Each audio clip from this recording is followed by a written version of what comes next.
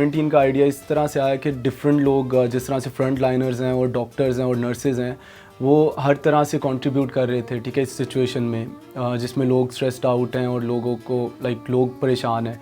सो इस सिचुएशन में हम लोगों ने सोचा कि हम थ्रू म्यूज़िक किस तरह से कंट्रीब्यूट कर सकते हैं, लोग को एंटरटेन किस तरह से कर सकते हैं। सो ये आइडिया इस तरह से आया कि हम लोग घर पे ही एक आइसोलेशन का और सेल्फ आइसोलेशन का रिस्पेक्ट करते हुए हम लोग घर पे ही सेटअप लगाएं और कुछ ना कुछ लोग के लिए प्रोड्यूस करें ताकि वो एंटरटेन हो सकें।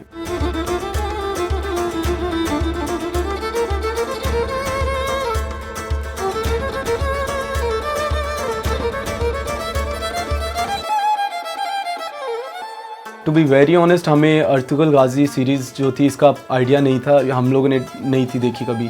लेकिन उसके बाद हमें काफ़ी डिफरेंट इंस्ट्रूमेंटल्स जो हम क्वारंटीन सेशंस में कर रहे थे, उसमें कमेंट्स में लोग हमारे फैंस हमें बोल रहे थे kindly do cover this track as well. सब फैंस के लिए भी हम लोग उन्हें भी थैंक यू बोलते हैं कि उन्होंने रिकमेंड किया।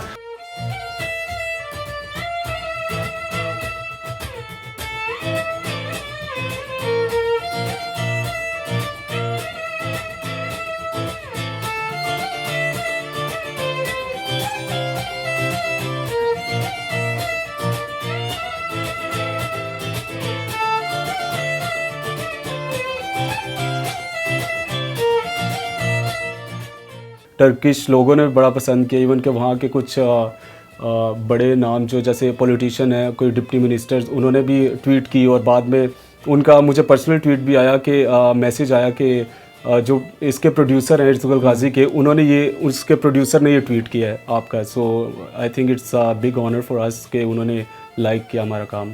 सो I think social media is the best platform for this thing, और उसी की वजह से ये वायरल हुआ, टर्की तक पहुँचा।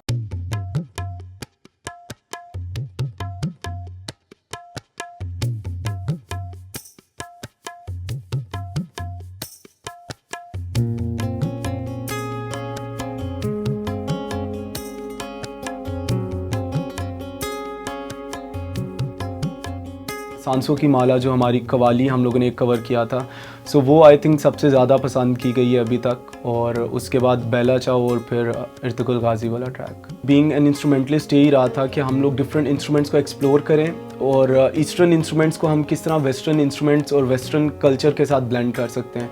सो हमारा जो कवर्स करने का भी जो हम लोग वेस्टर्न थीम्स उठाते हैं, उसका भी मकसद यही होता है कि हम लोग अपने एथनिक इंस्ट्रूमेंट्स को यूज़ करते हुए, रबाब को, तबला, हारमोनियम, इन्हें यूज़ करते हुए किस तरह से वेस्टर्न कल्चर को ब्लेंड कर सकते हैं, फ्यूज़ कर सकते हैं।